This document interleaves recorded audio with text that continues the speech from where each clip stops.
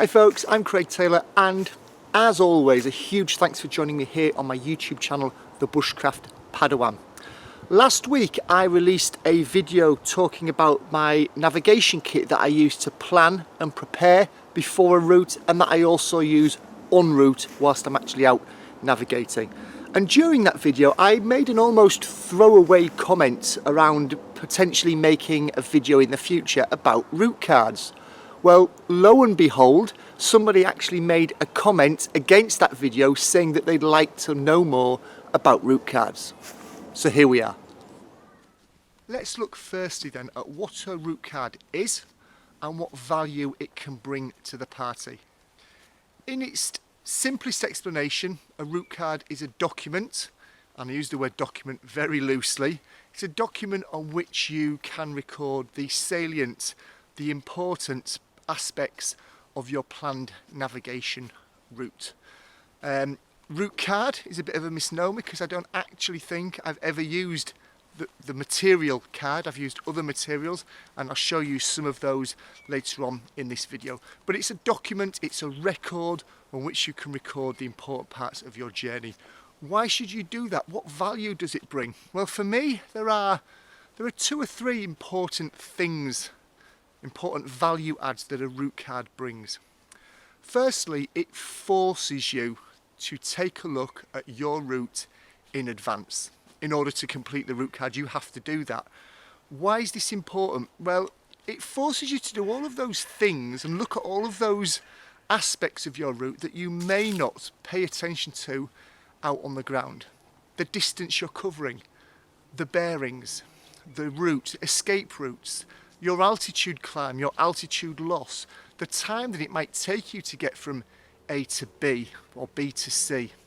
All of those things that we all know that we should do when we're out on the ground, but sometimes because we're human beings and we're sometimes under pressure and are cold, wet, hungry, perhaps with a casualty, perhaps a little bit nervous, a little bit scared at times, those things can sometimes slip us by. So a route card forces you to look at your route in quite some detail before you ever get near that start point. So that's one value add of a route card.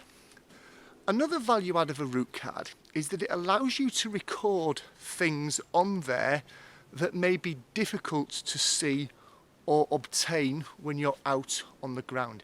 I'm thinking particularly in this example of things like your altitude. Most maps that I work with, no matter where you are on the map, you won't be too far from a contour line. However, I've never, to this day I think, ever actually gone to a checkpoint or a rendezvous point that's been smack bang on top of a nice, clearly marked index contour line. I usually have to follow around with the tip of my pen the contour line that I'm on to then find where that contour line correlates with something that actually has an altitude marking on it. I'll be honest, that can sometimes be a bit of a strain on the eyes and concentration when you're doing it at home in well-lit conditions, let alone doing it out on the ground when you've got rain in your eyes, the wind's blowing your map everywhere, your head torch batteries are failing, and all of those other critical things that usually happen when we're out on the ground. So it allows you to look in great detail at those navigational aspects that can sometimes elude you or be very difficult to obtain when you're actually out on the ground themselves. And for me, the third value of a route card is it allows you to leave behind a copy. It allows you to leave behind a planned, intended route that you are intending to follow for other people should they need to use it. And I'm particularly thinking, should there be an accident, should you be benighted, should there be a problem out on the ground, somebody has a plan of what the route was that you were intending to take.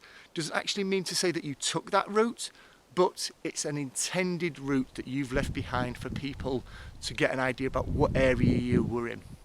So that's the value add of route cards, in my opinion. That's what a route card is, in my personal definition. So let's take a look now at some different route cards, different complexities, the sorts of information you might record on them, and let me share some of the route cards that I've used over the years with you as well. I've got a few route cards alongside me here, some of which I've completed with the information from the navigation exercise that I undertook last week, the video that I talked about earlier on. Here it is again up here. Some of the route cards include the details from that, others have just been left blank. What I want to do is just talk you through the different levels of complexity, the levels of information that you might contain within a route card. It's not the purpose of this video to show you how to complete a route card, because that would include lots of different skills. Completing a route card is easy. You write things on it, you write the pertinent information in the relevant boxes. Knowing how to work that information out, that's the more critical skill set. So let's have a look at a route card that I've got here then. There we go. There's the route card there. I'm also going to put a still up on the screen as well so you can take a closer look at it. This information gives us the date and time, who's in the group, what's the contact details of the people that are in the group, what's the start and finish point. It contains the grid references of the various points, checkpoints, rendezvous, attack points, a description of the attack points, the magnetic bearing, the distances and the times, and it also allows you to include your escape route on there as well. That's one side of this particular route card. The other side's quite interesting. The other side contains a list of actions on. So if you've left this behind with somebody at home or in a youth hostel or with somebody that's not going out on the ground with you, there's a cut-off time there, and I've put in there I think 12:30 hours. This is just an off the top of my head time I've put in there, 12:30 hours. If by 12:30 hours I'm not at home or I've not contacted the person I've left this with to say I'm okay, there's a list of steps on here for them to follow. And of course, just as we get to the important bit, he does a flyover. And of course, if you've left the details on there of where you're going, your grid references, your route, etc., etc., that would be invaluable to anybody coming out to take a look at you. So there's an example of a route card. It doesn't actually contain a lot of information navigation wise, to be perfectly honest, on there, but I think it contains the minimum that would be needed. There's a different route card, just holding it up to camera there, and again I'm putting a still up on the screen as well. This contains everything that I talked about in that previous route card, but it also includes things like a list of the equipment that you're carrying with you, the experience of the group that's out there. It also talks about the height that you're gaining, the height that you're losing. That's important when you're working out the timings for your various navigation legs. It includes things like what maps are you carrying. So everything that was on that first route card is on here, but this goes into another level of complexity, another level of detail as well. I've got a third example here. All the previous route cards I've held up have actually been covered in a Fablon waterproofing type material, to protect the information that's on them when I'm out there, but it also allows me to just wipe them clean with some alcohol rub at the end and reuse them over and over again. This one isn't. I've never actually used this one. I've just printed it off Tintinet the other day to show you in this video here. I'm holding it up to camera there. I'll also put a still on the screen. This contains all the same information. Again, it's just got a different layout. There's probably, although it's a bigger sheet of paper, there's probably no more information on there, to be perfectly honest, than was in a combination of the previous two. It just looks bigger, the boxes are bigger, there's no new information on there. It's just a different layout. Different layouts work for different people. So there are three what I would call fairly typical route cards. They're paper based, you can waterproof them, you're putting on where you're going, how long it's going to take you to get there, any escape routes, bearings, grid references, who to contact in an emergency, your contact details as the person that's out on the ground, what equipment you're carrying, things like that. Varying levels of information, but still a fairly traditional approach to a route card. I want to show you now what I actually used to use when I was in the army.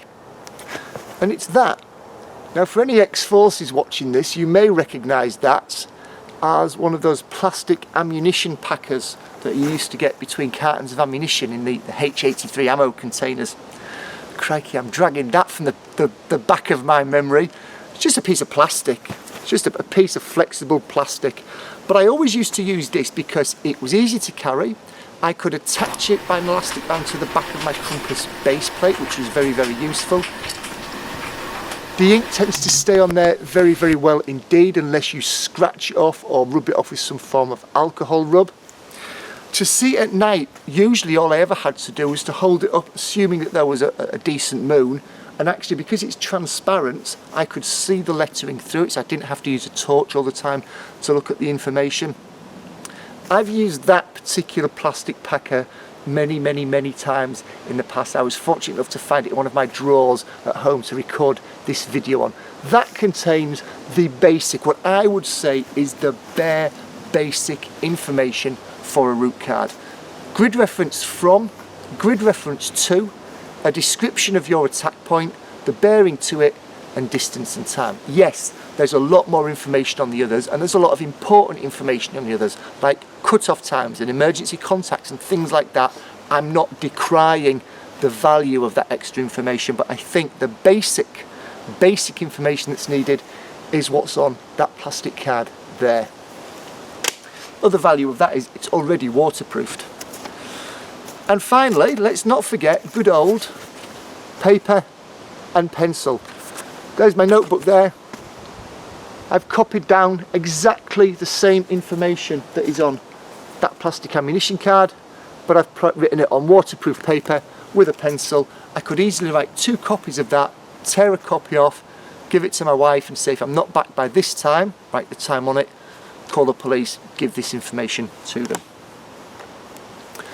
There we have it. Like I said, the purpose of this video was not to teach you how to complete a route card, because that in itself has multiple different skill sets. It was just to talk through what a route card is, what information it contains, and what value it can add out on the ground. For those people that asked in the comments on my last video for me to talk in more detail about it, hopefully this has given you an insight. Hopefully it's resonated with you and you think to yourself, yes, I'd like to look in more detail about that. If you do, my advice would be to Google Navigation Route Card PDF. You will get a lot of different examples. Print them off, download them, some of them are online, and just experiment, find out what works best for you. Thank you ever so much for taking the time to watch this video. If you've enjoyed it, if it's made you think, if it's made you want to take a closer look at route cards, or it's refreshed your memory about them, please do consider giving it a thumbs up. If there's someone in your network that you think would benefit from watching this video, there's a share button below this. You know by now what to do with it. And last but not least, if you are not yet a subscriber, in this corner of the screen here is a link. Click on that and you'll become a subscriber. And in this corner of the screen here is a link to a full playlist, over 20 videos now that I've recorded on the subject of map reading and land navigation. Why not go take a look at some of my past videos? Thanks as always for watching. Cheers.